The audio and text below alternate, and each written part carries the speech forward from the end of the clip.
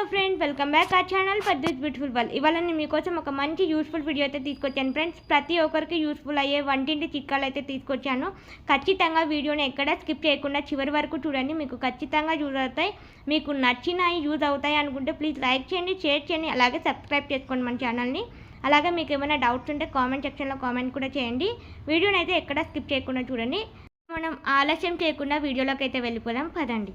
ఇప్పుడు మనం ప్రతిరోజు కుక్కర్ని యూజ్ చేస్తూ ఉంటాం కదండి. ప్రతిరోజు కుక్కర్ యూజ్ చేయడం ద్వారా ఆ రబ్బర్ అనేది లూజ్ అయ్యి లీకేజ్ అవుతూ ఉంటుంది. అంటే కుక్కర్ నుంచి వాటర్ అనేది వస్తూ ఉంటాయి. అలా కుక్కర్ నుంచి వాటర్ రాకుండా పైప్ ఆ రబ్బర్ అనేది టైట్గా ఉండాలంటే కుక్కర్కి ఈ టిప్ని అయితే ఫాలో కండి. ముందు మనం పైప్ని తీసుకొని ఇక ఆ తర్వాత దానికి కొద్దిగా వంట నూనె అనేది యాడ్ చేసుకోవాలండి. అంటే మీరు వంటకి ఏ నూనె అయితే యూజ్ చేస్తారో ఆ నూనెని వీడియోలో చూపించినట్టుగా పైపుకి మొత్తం అప్లై చేసుకోవాలి. ఆ తర్వాత కొద్దిగా గోధుమ పిండి, అంటే చపాతీ చేసే పిండి ఉంటుంది కదండి, ఆ చపాతీ చేసే పిండిని వీడియోలో చూపించినట్టుగా మొత్తం పైప్కి అంతా అప్లై చేయాలి.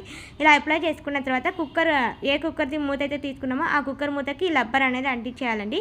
ఇలా అంటించి మీరు కుక్కర్లో ఇంకా ఏ వంట చేసుకోవాలనుకుంటే ఆ వంట చేసుకోండి. ఇలా చేయడం ద్వారా కుక్కర్ మీరు ఏ వంట చేసుకున్నా వాటర్ లీకేజ్ అనేది అవ్వకుండా ఉంటుంది. ఆ వేడికి మనం పొయ్యి మీద పెట్టిన వేడికి ఆ రబ్బర్ అనేది టైట్ అవుతుందండి.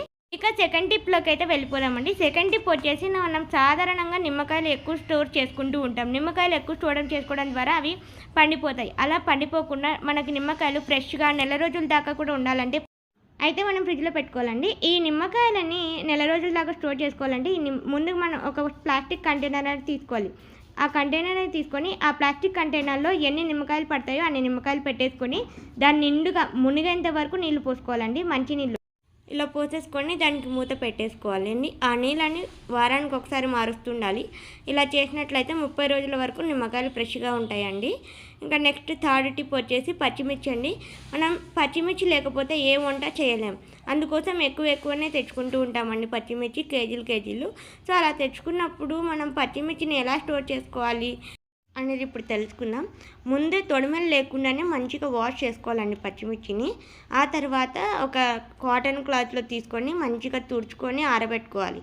ఆరబెట్టుకున్న తర్వాత దానికి తొడిమలు అనేది తీసేసి ఒక ప్లాస్టిక్ డబ్బాలో, కానీ మీరు ఏ డబ్బాలో పెట్టుకుంటే ఆ డబ్బాలో కింద న్యూస్ పేపర్ వేసి ఆ పచ్చిమిర్చిని అన్నీ వేసేసుకోవాలండి. తొడిమలు తీసినటువంటి పచ్చిమిర్చిని. ఇంకా ఆ తర్వాత పైన కూడా ఒక న్యూస్ పేపర్ వీడియోలో చూపిస్తున్నట్లుగా వేసి ఇంకా మూత పెట్టుకోవడమే. ఇలా చేసినట్లయితే పచ్చిమిర్చి 10 రోజుల వరకు నిల్వ ఉంటాయండి.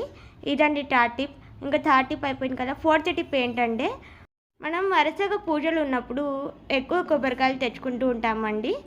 అలా ఎక్కువ కొబ్బరికాయలు తెచ్చుకున్నప్పుడు చాలా రోజుల వరకు, అంటే 10 రోజుల వరకు కొబ్బరికాయలు కుళ్ళిపోకుండా ఫ్రెష్గా దాంట్లో ఉన్న వాటర్ కూడా మంచిగా ఉండాలంటే ఈ టిప్ని ట్రై చేయండి.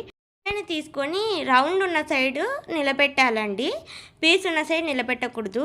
ఇలా రౌండ్ ఉన్న సైడ్ నిలబెట్టినట్లయితే వాటర్ ఎక్కువ రోజులు ఉంటాయి. అలాగే వాటర్ అయిపోకుండా ఉంటే కొబ్బరికాయ కూడా కులిపోవండి. గుర్తుపెట్టుకొని పీచ్ ఉన్న సైడ్ నిలబెట్టకూడదు, రౌండ్ ఉన్న సైడ్ నిలబెట్టాలి.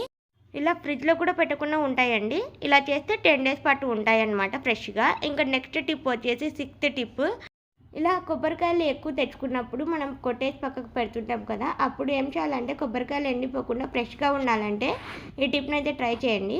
ముందు కొబ్బరికాయలకి అయితే ఈ విధంగా నార్మల్ సాల్ట్ తెచ్చుకుంటాం కదా, ఆ సాల్ట్ని అయితే మంచిగా పూయాలండి. వీడియోలో చూపించినట్టుగా కొబ్బరికాయకి మొత్తం పూయాలి. ఈ విధంగా పూసేసి మనం పెట్టుకున్నట్లయితే ఫ్రిడ్జ్లో మనకి ఒక 15 డేస్ పాటు ఫ్రెష్గా ఉంటాయి అన్నమాట. ఇదండి ఈ 6th టిప్.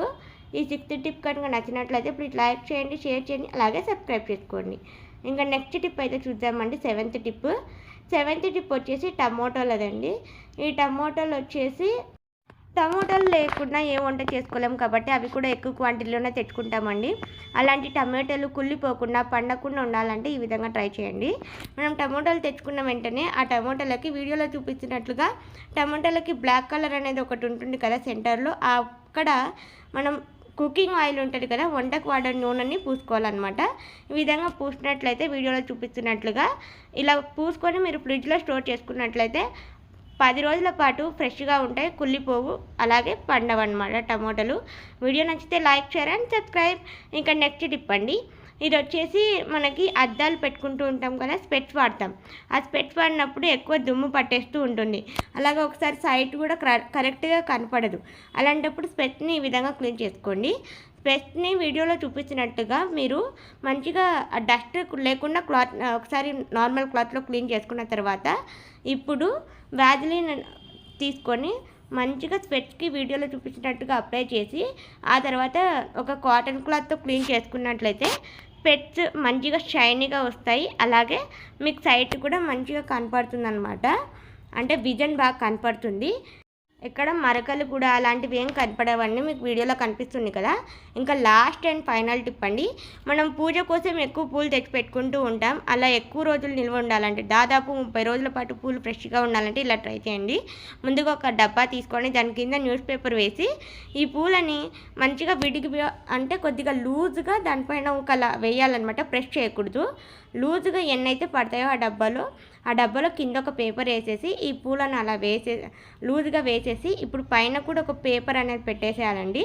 ఇంకా ఆ తర్వాత దానికి మూత పెట్టేసి ఫ్రిడ్జ్లో పెట్టుకున్నట్లయితే మీకు 30 డేస్ పాటు నిల్వ ఉంటాయండి. ఇదండి వాటి వీడియో. ఈ వీడియో కనుక నచ్చినట్లయితే ప్లీజ్ లైక్ చేయండి, షేర్ చేయండి, అలాగే సబ్స్క్రైబ్. నేను చూపించినటువంటి ఇన్ని టిప్లలో మీకు ఏ టిప్ నచ్చింది, ఏ టిప్ మీకు బాగా ఉపయోగపడుతుందని నాకు కామెంట్ చేయండి. ఇంకా మీకు నేను చూపించినటువంటి టిప్స్లో ఏ టిప్ తెలుసో, ఇంకా నాకు తెలియని టిప్స్ ఏమైనా ఉన్నాయో నాకు కామెంట్ చేయండి. ఇదండి వాళ్ళ వీడియో. ఈ వీడియో నచ్చితే ప్లీజ్ లైక్ చేయండి, షేర్ చేయండి, అలాగే సబ్స్క్రైబ్ చేసుకోండి. Bye friends.